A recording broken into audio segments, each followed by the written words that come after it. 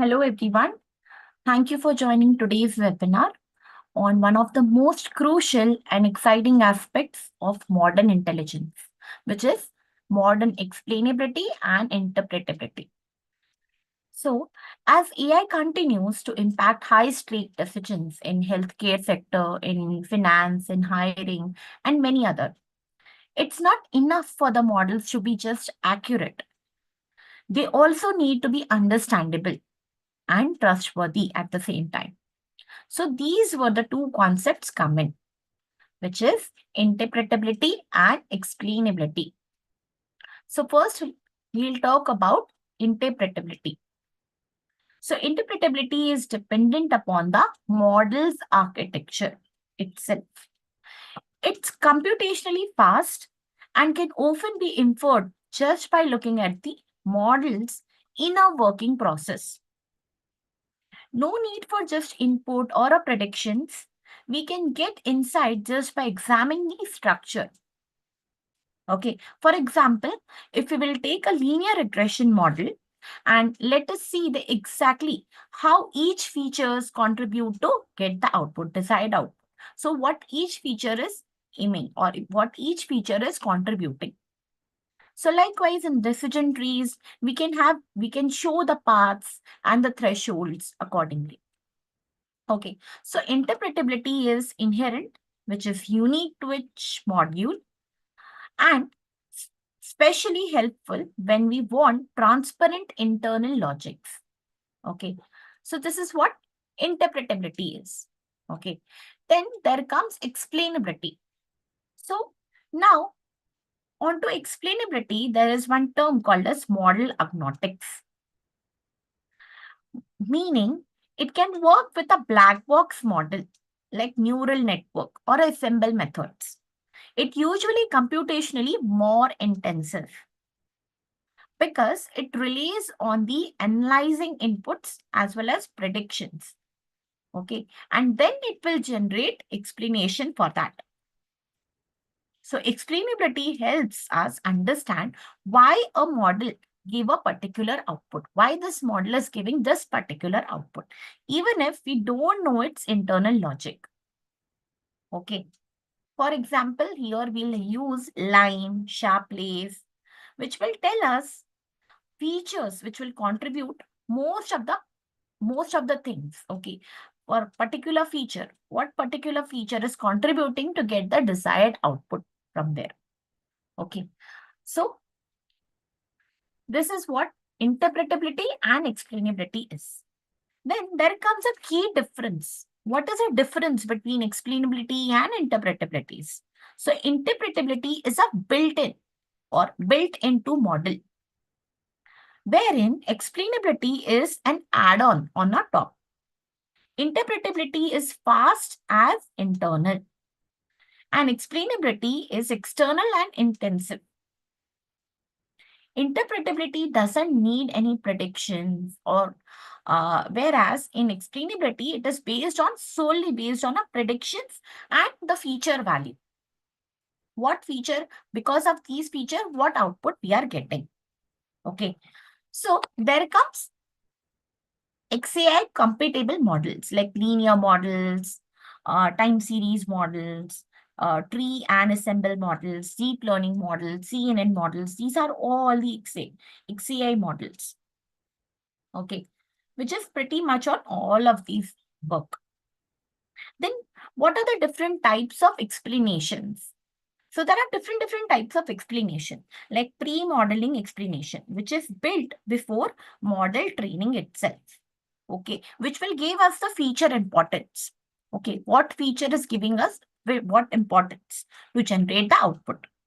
Then post-hoc explainability, which is added after training.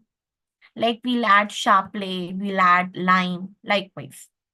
Then we'll have local explanation, which will explain one prediction at a time. Then there is global explanation, which will explain the whole model. Then there is coherent explanation. Okay, so coherent explanation, which explains a group of similar predictions, Okay. Then there comes counterfactuals. Counterfactuals, if one input changed, because of that one input, what output or what will be the prediction, how the prediction will be changing. Because of that, we'll use this counterfactual explanation. Then there is example-based explanation, which is use similar past example and the example related to that, and then it will generate the output or a predictions related to further. Okay, so these are some of the things. Then there is explainability matters. Why explainability matters? So why? So why means it is not only for the data scientist. It can be useful for the business stakeholders, like who need confidence in the decisions. Okay, regulators, which will give us the fairness and transparency. Then there comes domain experts, which will validate our output. Okay. Then even for the end users who deserves to know how AI will affect them. Okay. For all these purposes, explainability is important. Okay. So when it comes to like trustworthy, so these are all the terms there, like trustable AI, responsible AI, ethical AI, privacy aware AI, explainable AI. So it should follow under all these things, all the loops. Together, they all ensures our system is transparent, accountable, fair, as well as safe. Okay, so when it comes to like, if you want to wrap up this in a short term, what we can say, what is interpretability according to you? So interpretability is about understanding the internal working within the architecture or within the model. Explainability is about understanding the output. And when both are vital for building trustable, responsible, and ethical AI. Both are important. Interpretability also and explainability also. So let's dive into our practical implementation. So before we dive into this code, let's clarify two terms once again. What is interpretability? So interpretability refers to how well a human can understand the internal mechanics of the model, internal mechanics or internal architecture of the model. While explainability, on the other hand, will explain the outputs of any model, specifically black box model, which will often used by external tools. We will use external tool for explainability. So in this session, we're going to examine these 5 models like LIME, we'll explain about Sharpley, ELI5, Scatter, and Captain. Okay, so we are LIME, which is a local interpretable model agnostic explanation. So what we are doing here, we are importing a required library, which is LIME. We are going to use. Okay, so after importing our library, we are using this line. Why we are using this line? For local explainability, meaning it will explain the individual predictions. Okay, it will predict the individual predictions. Okay, so after that, we are using this AiSPRY data set. Okay, which is a publicly available data set. If you will search for this, what is AiSPRY data set, you will understand what is there, what are the different variables here. Okay, so this is the data set we are loading manually. After loading the data set, we are training our model. So here we are using our random forest classifier. Okay, so we are using this random forest classifier and we are initializing this with a variable name of RF. You can give any other variable name also. And then we are fitting this model into a training data set. Okay. After that, we are using term called as explainator. Okay. What it will do? So it will create a LIME explainer for a tabular data. Okay, so this data set, which is AiSPRY data set, we are using this AiSPRY data set, which is a tabular data set itself. Okay, so it will going to explain by using a LIME explainer. It will use this tabular data and it will give us the predictions. like what feature is contributing what. Okay, so mode we are using as a classification mode. Okay, so now we will explain one specific prediction. One specific predictions, like any, we are taking one specific prediction from a test data set. Here we are taking the first prediction from the test data set and we are predicting the outcome for that. So this is the outcome. Okay, this is the classes and this is the prediction for the first class in the test data set. We have trained our model into the training data set and now we are testing our model into the test data set. So first prediction from the testing data we have taken and this is the output which is coming. So now from here it is more explainable, or we can say it is more explained. Like these are all the classes. Okay, how much chance is that it is serosa? How much chance is that it is Versigenica? So likewise. Okay, so next is our Shapley. Okay, next is our Shapley. So Shapley additive explanation is the full form for this SHAP. Okay, so we are here also importing our Shapley model. Okay, Shapley library we are importing and we are using here data set called as California housing data set, which we are directly fetching it from a sklearn.datasets. If you will search for this sklearn.dataset, there are thousands of the datasets available here. From there, we are importing this dataset. We are fetching this California housing dataset. Okay, so we are taking this dataset. We are using here model called as XGBoost. XGBoost model we are using. Okay, SHARP will work particularly well with a tree-based model. Okay, this SHARP like particularly used, or it will be better used for tree-shaped model, tree-based models. So here we are using XGBoost model. Okay, so it is giving us a prediction. The SHARP explainer will wraps the model and computes the Shapley values for each input in the data set. For each input. Okay, and we can visualize the summary plot here. So this is a summary plot for this California data set. You can see what is the average bedroom, what is the population. So it is giving us the, what we can say, a summary plot from here. So it is more interpretable, more understood that what are the features, what feature is giving us what value, whether it is low value for a prediction, this feature is giving us a low value for prediction or a high value. Likewise. Then it comes ELI5. So ELI5 is nothing but explain like I am 5. Okay, explain like I am 5. So we are importing this library here and here we are using this logistic regression. Okay, so EL5 is another library for explaining the machine learning models. It is used for feature importance, weight visualizations, and debugging the machine learning models. So we are training this with this logistic regression model. And here also we are using the data sets. Which data set we are using? Loads digits data set. Okay, so digits data set we are taking, load digits data set we are taking from, again we are taking it from a sklearn library.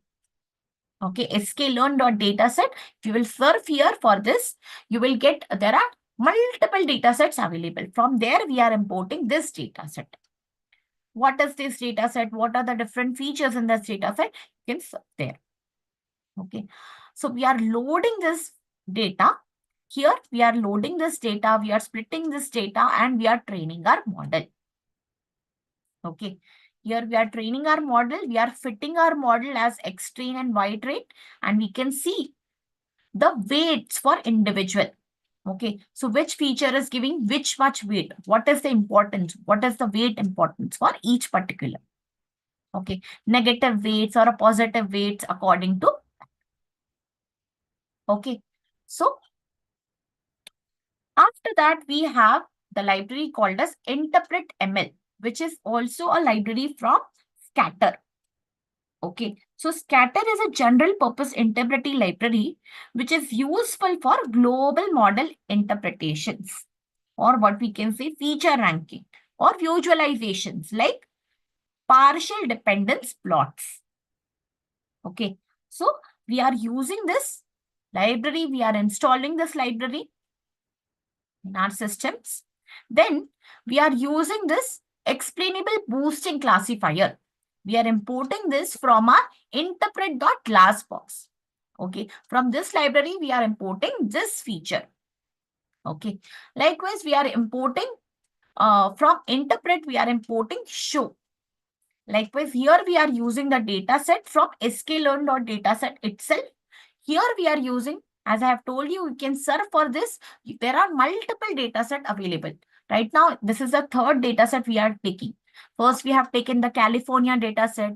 Then we have taken low digits data set. And now here it is a breast cancer data set. Okay, so we are taking and we are loading this breast cancer data set from sklearn data sets. Okay, we are loading this data set with a variable name called as data. We can give any other name also. Now we are splitting our data set into training and testing. And here we are using a model called explainable boosting classifier from our interpret.glassbox model or interpret.glassbox library. From here only we are using this model. Okay, we are fitting this model with this variable name we have used, this model.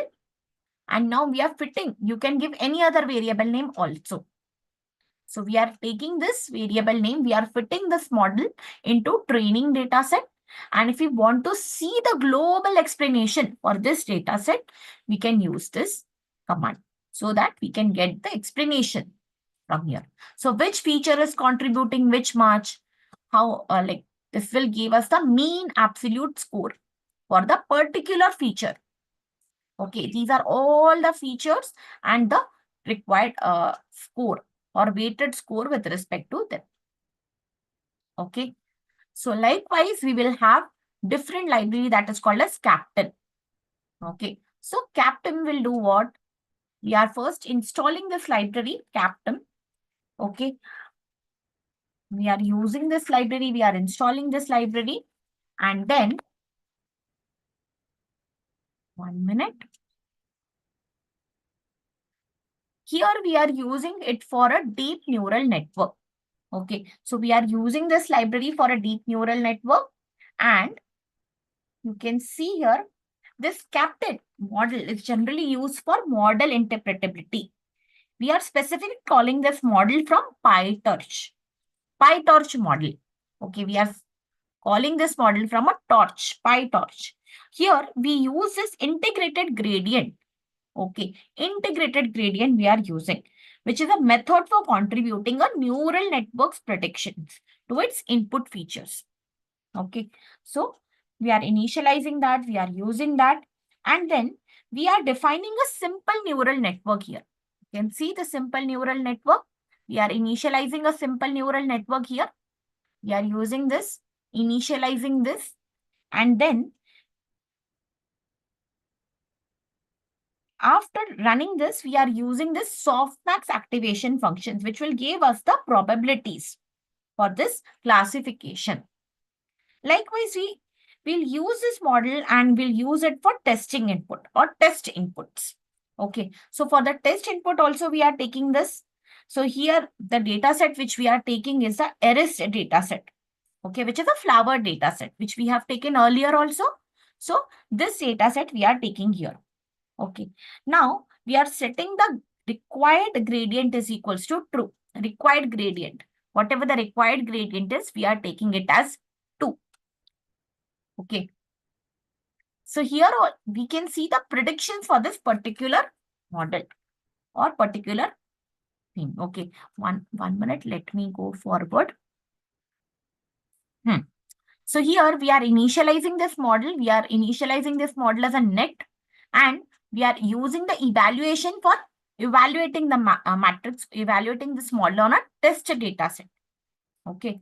So we want to, if we want to visualize the variable, okay, for visualization purpose, we are using this and we can see the visualization here. And here we are saying that we want the visualization in a sky blue color. So it is giving us the visualizations, what should be the title. It is here. What should be in the x-axis, what should be in the y-axis. We are taking this and we can see what particular feature is contributing to this attribution score. Okay. Particular features like feature 1, feature 2, feature 3, feature 4. These are what we are using the ARIS data set. So there are multiple classes within this data set. As we have seen there, Bursinoma, likewise, there are multiple classes. This is a data set which is of leaves. Okay, ARIS data set. Okay, so feature 1 is contributing how much attribution score, like where feature 2 is contributing how much attrition score, feature 3, feature 4 is giving the negative attritions. So likewise we can see. So now we have understood about the 5 different models, 5 different interpretability and explainability models. Okay, so LIME is good, or what we can say, LIME is great for local explanation of any model. If we want the local explanations of any model, okay, like feature for this model, or likewise, we can use this model, LIME model we can use. Okay, this is the LIME model. Okay, if you want to see, this is setosa, this is versicolor, this is virginica. Likewise, there are multiple classes here. Okay, so it is great for local explanation of any model. Likewise, there is sharplets. So sharplets theoretically grounded, or what we can say, for both local as well as global explanation. Likewise, we will have ELI5. ELI5 is a feature importance and it is good, or what we can say, for model debugging, it is good. Okay, it is made easy for model debugging. Then we have understood about the interpret, which is a model agnostic interpretations with visual plots for particular model, particular feature, how much this particular feature is contributing. Likewise. Then there comes CAPTIM. CAPTIM is generally useful for deep learning interpretability, by using which PyTorch. Okay, by using PyTorch we can use. So at the end of all these 5 models, what is there? Each of these tools or each of these libraries helps peek back the layers for black box models. And they are all useful for improving the trust, transparency, and accountability in AI systems. So this is what we want. So I hope this lecture was helpful for you all. Okay, you have understood something new from here. This architecture diagram is available in our website. Okay, in our animation series, it is available. You can search here and you can get the animated diagram. Okay, so this is it, guys, from my end. We'll meet in next lecture with a new topic. Thank you for joining.